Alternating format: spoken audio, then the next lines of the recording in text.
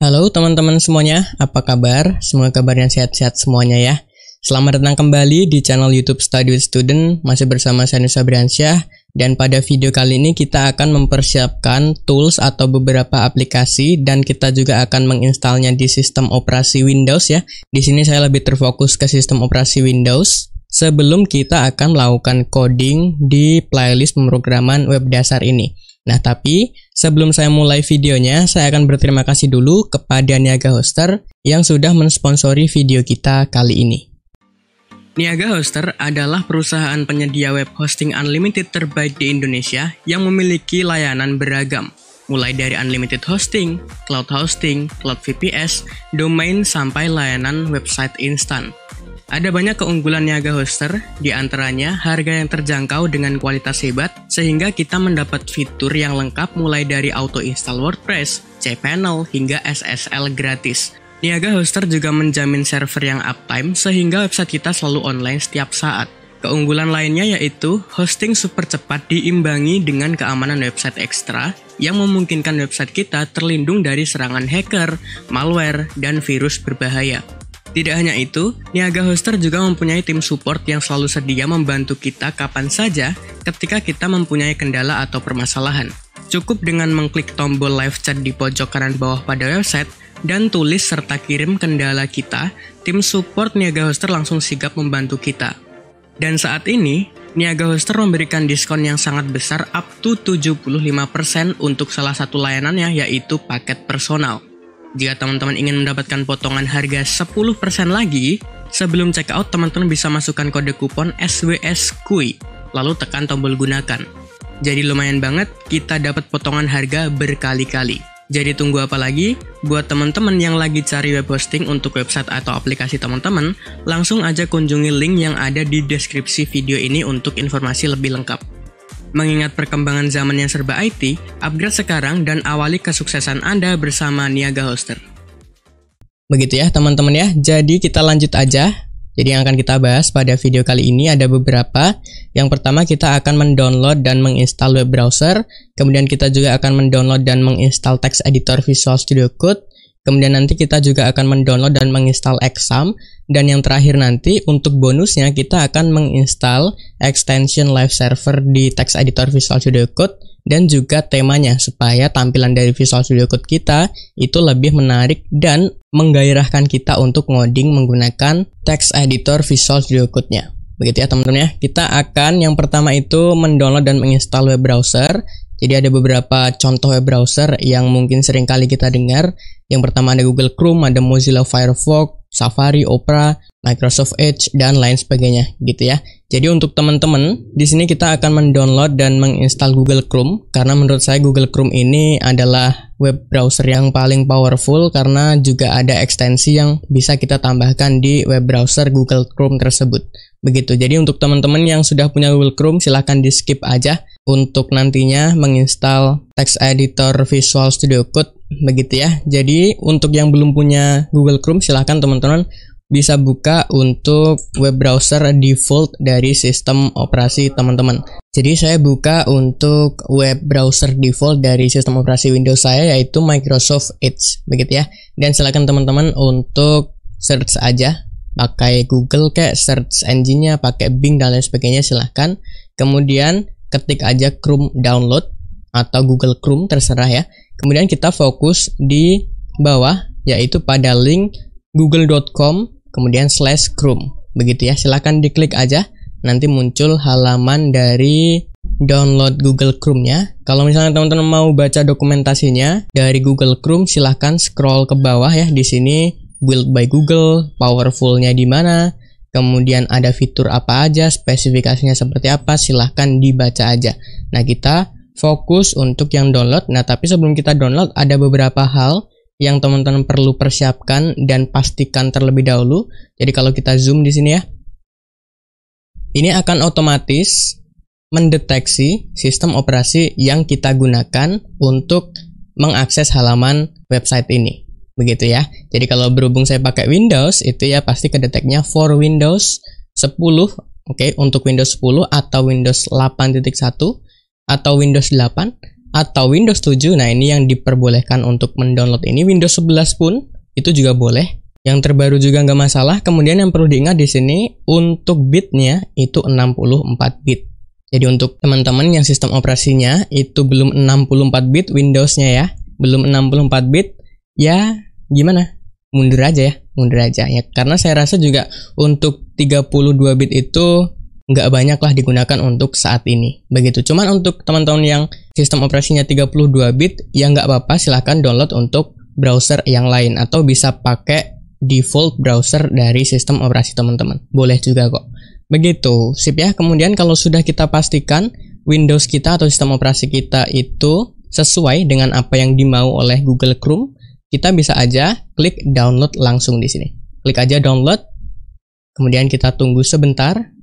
Muncul thanks for downloading, just a few step left. Begitu, jadi nanti akan otomatis di-download di browser kita. Sip ya, silakan teman-teman ditunggu untuk proses downloadnya.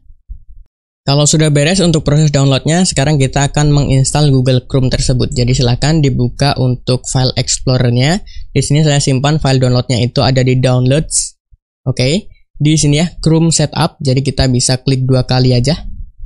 Kalau ada pemberitahuan administrator seperti ini, silahkan diklik Run aja atau di Yes aja. Nah, dan ini memerlukan koneksi internet ya teman-teman ya, karena ketika kita mendownload itu, yang di-download itu hanya file open-nya aja atau yang untuk ngebukanya aja. Jadi kalau kita lihat di properties di sini itu cuma 1,2 MB. Nah, untuk Google Chrome-nya itu akan di-download saat proses installnya di sini. Begitu. Jadi silahkan ditunggu aja tergantung koneksi internet teman-teman.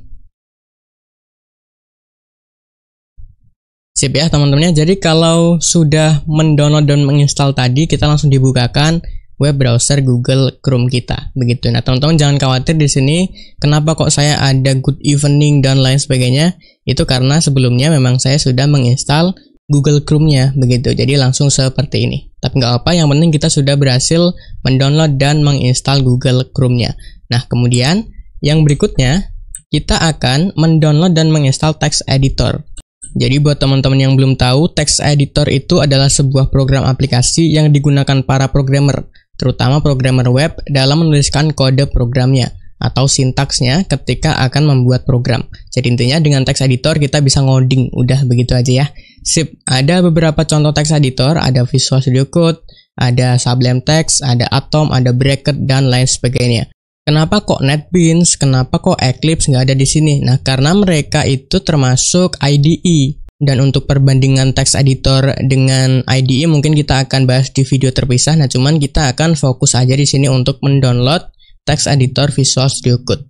Jadi teman-teman silahkan buka browsernya atau pakai Google Chrome yang sudah kita download dan install tadi.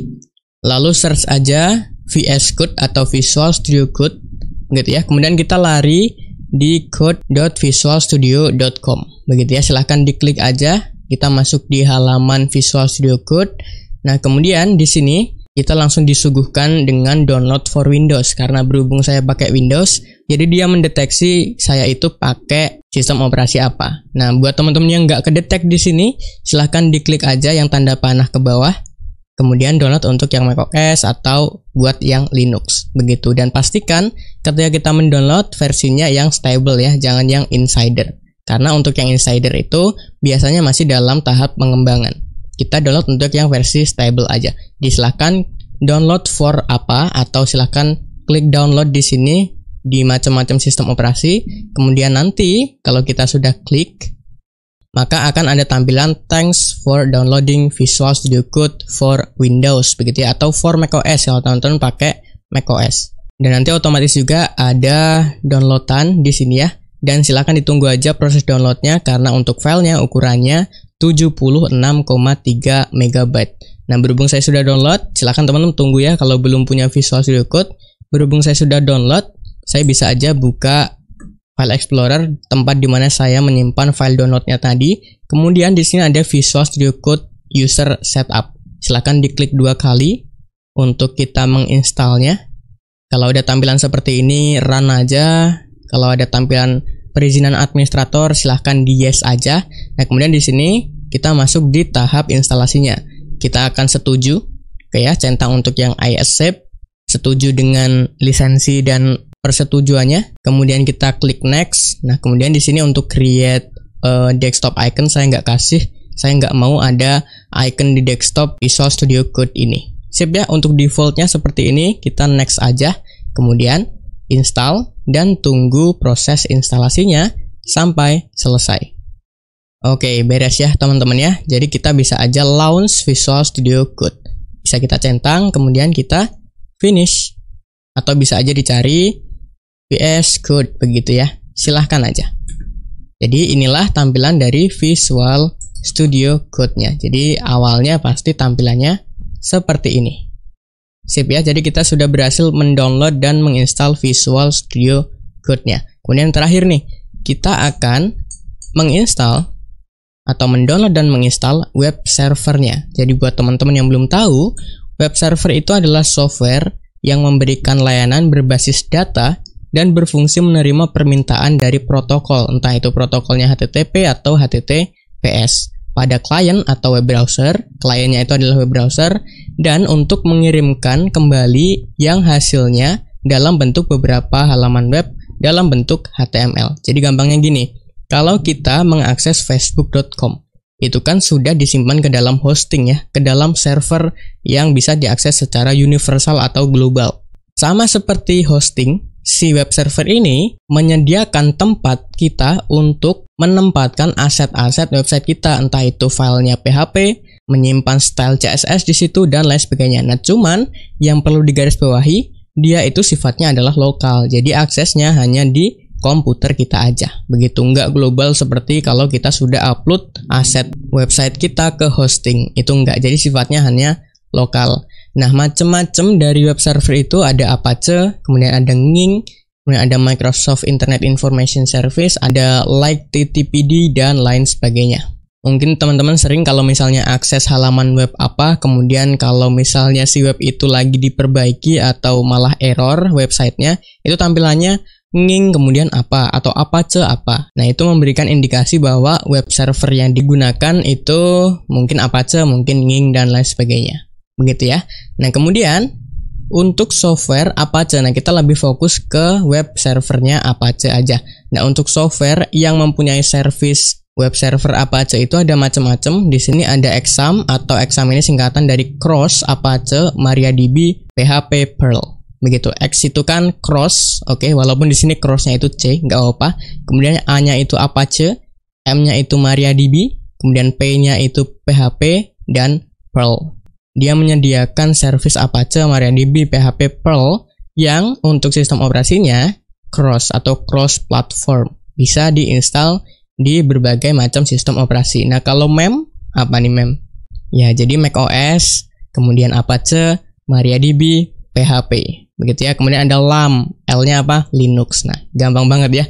Nah, kita akan install yang Exam ya, teman-teman ya. Jadi silahkan dibuka kembali web browsernya, kemudian kita bisa search aja Exam, atau orang-orang bisa sebut dengan XAMPP atau XAM atau apa, terserah. Saya lebih suka menyebutnya dengan Exam gitu aja.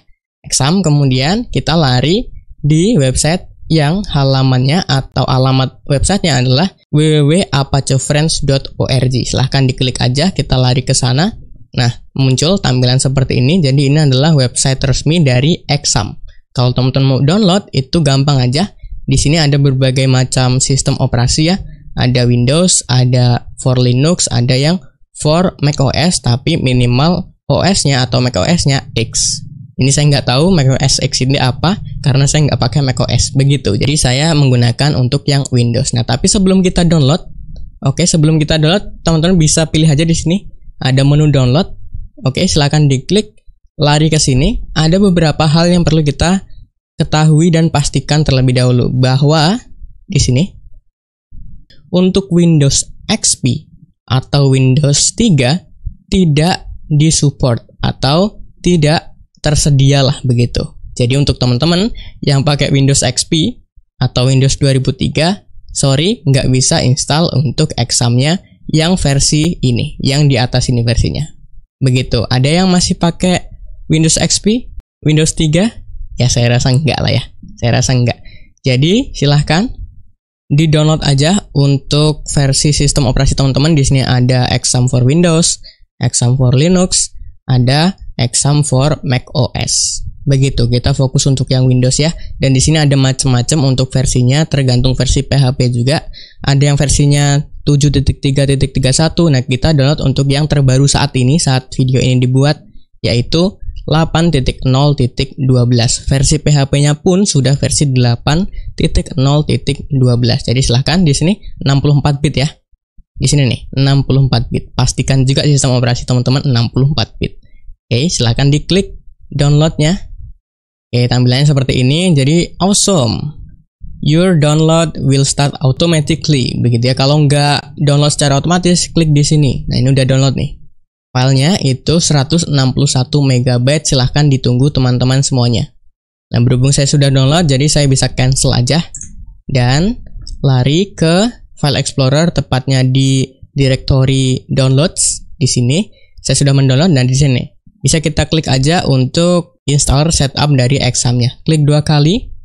Kemudian kalau ada tampilan seperti ini, run aja. Kemudian kalau ada tampilan perizinan administrator, silahkan di yes aja juga. Nah, di sini ada pemberitahuan atau warning ya. Silahkan di oke aja, nggak apa-apa. Kemudian next. Sip ya. Kemudian ini biarkan default aja, lalu next. Nah, kemudian di sini untuk installation foldernya, saya sarankan jangan ditaruh di C atau di directory teman-teman menyimpan sistem operasi teman-teman. Kenapa? Karena kita kan nanti nyimpan aset website kita di sana ya. Oke. Dan kalau kita simpannya di C, kalau amit-amitnya si sistem operasi atau Windows kita error, kita kan perlu install ulang atau perbaiki dan lain sebagainya. Takutnya si website-website yang sudah kita buat secara lokal tadi itu hilang. Nah, kan konyol ya. Jadi kita bisa simpan aja selain di directory teman-teman menyimpan directory sistem operasi teman-teman. Bisa di D kah, bisa di E kah, dan lain sebagainya. Saran saya di sana. Kemudian bisa diklik select folder aja. Ya, ini D nih. Jadi saya mau di exam deh. Berarti kita bisa klik kanan new folder. Oke ya, misalnya ini exam 8 begitu. Sip, klik foldernya, select folder. Pastikan di sini D exam 8. Kemudian next aja, language-nya English, next aja. Kemudian next lagi. Ini nggak perlu dihiraukan kalau di direct ke websitenya, nggak perlu dihiraukan. Kemudian kalau ready to install, silahkan di next aja. Dan tunggu proses instalasinya hingga selesai. Nah, berhubung saya sudah install, saya cancel aja karena saya takutnya tabrakan sama exam yang sudah saya install. Kalau sudah berhasil menginstal examnya, sekarang kita akan cek si exam itu jalan atau enggak di browser kita. Jadi caranya gampang aja. Silahkan teman-teman bisa buka examnya ya, bisa di search aja exam begini. Berhubung saya itu installnya dari lama ya, dan Windows-nya pun sudah saya install ulang berkali-kali. Jadi saya bisa akses aja File Explorer. Kemudian saya itu simpan exam saya. Direkturnya ada di E, kemudian exam. Kemudian ada exam control di sini. Silahkan diklik aja 2 kali atau teman-teman juga bisa ya tadi exam kalau muncul silahkan di enter aja atau di open. Beres kok. Sip, kemudian di service examnya ini kita akan hidupkan untuk Apache-nya. Jadi silahkan di start aja. Begitu. Nah, kalau sudah hijau modulnya, itu artinya kan sudah running ya. Status change detected running. Oke. Kemudian kita buka untuk Chrome kita tadi yang sudah kita download dan install. Kemudian ketik aja di sini localhost. Oke, kalau sudah enter. Oke, sip ya teman-teman ya. Nah, di sini saya tidak mendeteksi karena memang port dari si examnya saya ubah jadi 8080. Teman-teman ini pasti muncul nih. Jadi saya harus seperti ini. Kalau portnya saya ganti 8080. Enter. Nah, begini ya tampilannya teman-teman. Dan untuk teman-teman tadi pasti untuk for Windows ini atau versi examnya adalah 8.berapa.12 kan begitu. Nah, saya itu installnya yang lama. Jadi versinya 8.0.7. Tapi nggak apa-apa, sama aja kok. Sip ya teman-teman ya. Jadi kita sudah berhasil tuh untuk mendownload dan menginstal beberapa tools yang kita perlukan untuk ngoding dan belajar di playlist pemrograman web dasar ini. Nah, untuk yang berikutnya, untuk bonusnya, kita akan menginstal beberapa extension di Visual Studio Code kita Oke, yang pertama kita bisa install live server, di mana live server ini akan bertujuan, atau bertujuan untuk memberikan live result kita nanti atau hasil secara live kita ketika kita ngoding HTML. Jadi bisa diklik aja di sini, ada extension ya. Kemudian kita cari live server. Nah, di sini nih ada live server yang dibuat oleh RedWickD. Jadi silahkan di sini klik install aja. Nah, di sini ada preview nih. Kalau kita menggunakan live server ini, jadi bisa real time ya. Sip, begini. Yang kedua nih, kita akan install tema agar si Visual Studio Code kita lebih menarik untuk dilihat atau untuk menggairahkan kita saat ngoding begitu. Jadi bisa aja teman-teman search di extension theme begitu ya. Nah, di sini ada macam-macam nih temanya, dan yang saya pakai di tema ini adalah Eva Theme. Nah, ini nih Eva Theme yang dibuat oleh Visheva. Begitu, silahkan di-download aja. Sip ya. Kalau sudah di-download nanti tampil seperti ini. Teman-teman bisa pilih untuk yang Eva Dark, kemudian Eva Dark Bold dan lain sebagainya. Silahkan dipilih yang sesuai dengan selera teman-teman. Dan kalaupun teman-teman nggak suka dengan tema Eva ini, silahkan teman-teman juga cari tema yang teman-teman mau. Bisa theme, begitu ya. Search aja theme. Di sini ada banyak banget tema yang tersedia untuk Visual Studio Code. Sip ya teman-teman ya. Jadi pada video kali ini kita sudah siapin semua tools untuk membuat website. Nah, tapi sebelum kita membuat websitenya, kita pastikan dulu bahwa kita itu harus tahu peran dan bahasa pemrogramannya. Dan di video selanjutnya, kita itu akan membahas mengenai bahasa pemrograman web. Jadi ada bahasa pemrograman apa sih yang bakal kita pakai untuk membuat website, dan peran dari masing-masing bahasa pemrograman itu seperti apa. Nah, kita akan bahas di video selanjutnya. Jadi saya rasa itu aja teman-teman untuk video kali ini. Mudah-mudahan videonya bermanfaat dan mudah-mudahan juga teman-teman makin bergairah lagi untuk belajar tentang pemrograman web dasar ini. Jadi sekali lagi, saya Nuswa Biransyah pamit, saya ucapkan thank you. Terima kasih, keep learning, and keep spirits.